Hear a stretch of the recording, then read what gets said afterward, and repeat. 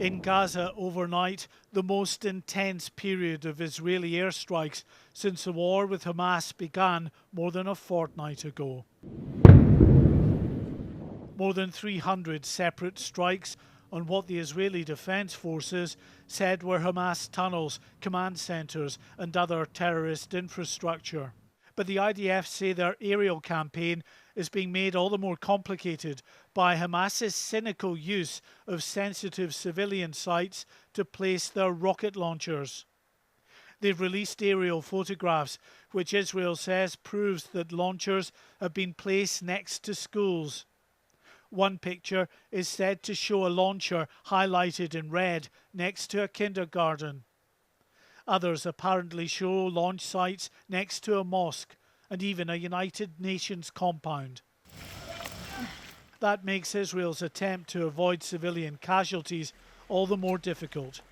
Despite being warned to leave, hundreds of thousands of civilians either can't or don't want to leave northern Gaza.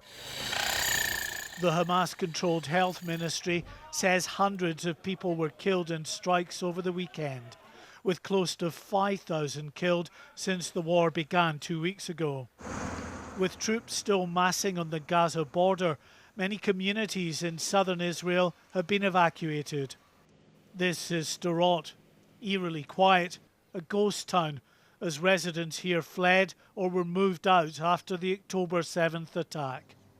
They won't be back anytime soon. Many of those who fled southern Israel have ended up here in Tel Aviv, being put up in hotels and other accommodation. Most fled without their personal belongings, so these donation banks are critical in being able to pick up clothing and other vital supplies. In northern Israel, Prime Minister Benjamin Netanyahu visited troops on the Lebanese border and warned the Hezbollah group that if it starts another front in the war, it would be the biggest mistake of its life. Overnight, Israeli forces attacked a number of Hezbollah cells it says were planning to launch imminent attacks on Israeli communities and military installations. Amid the growing tensions right across the region, there was one optimistic note, with the first aid supplies crossing over into Gaza from Egypt. But only 34 trucks crossed at the weekend, just 4% of the number of aid trucks normally passing through the Rafah crossing. Mark White, GB News, Tel Aviv.